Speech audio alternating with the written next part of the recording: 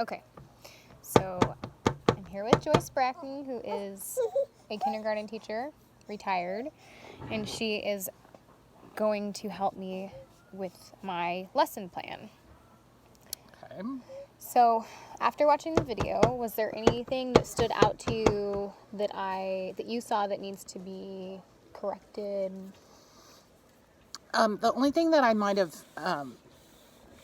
suggested and that I didn't think you touched on was that OI is in the middle of words and OY generally is at the very end. That's a good point. That was the only thing that I might have added to it. I thought the lesson, the visual, it was very visual.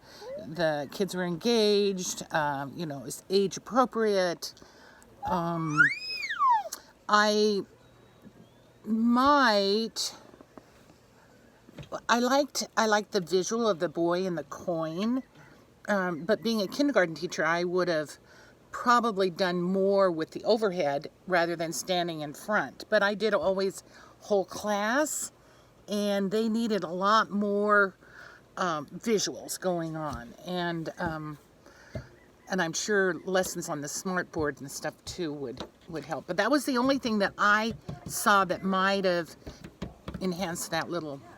Yeah. Uh, I definitely subject. think I could have done more with the interactive. Like I could have done an interactive word sort with the words on the board to engage them more. Do you have any suggestions for explaining? I know that kindergartners don't do they do worksheets, but do you have any suggestions on how to explain word sheets better or worksheets? Well, in kindergarten, we pretty much did them together Okay. because there was always such a range that the ones that were more independent, didn't need so much help, but the ones that did need help, by modeling and, having kids read them, and so we did them a lot together. Now, you're talking about fourth grade, second This one was grade, for second, this yeah. this second grade. They're so much more independent that it isn't quite as necessary. But I do think if you had explained the worksheets on a smart board, or actually where there was a visual rather than just Holding it, explaining. maybe it would have been a little more clear for especially the visual learner, Right. instead of just auditory. Yeah. I thought the board showing all that was great for those visual learners. I thought you talked about those modalities really well.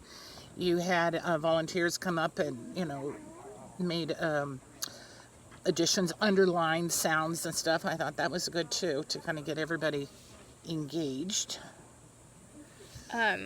What if you have students who have, say, ADD or ADHD or just trouble concentrating?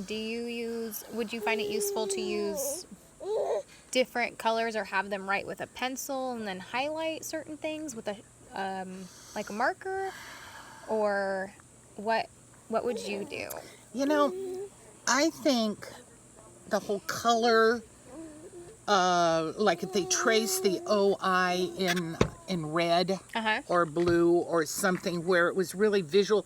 OY is in one color, OI is in another color, when they're either doing word searches or on their worksheet, so they could really see that OI is in the middle of the room word and the OY is at the end. Yeah. For the visual learner. I remember, well, I can't remember the theory, but we would get kids to use colored blocks, and the different colors of the blocks stood for different sounds, and then they could kind of visualize how it would go together. And that's more of a remedial situation, but sometimes by isolating, saying the OY, is one color and the OI is a different color, but they go together. They're not separate colors. Yeah. Might help that child who can't focus or can't stay focused. That you've got to really try to engage. It might help them. Okay.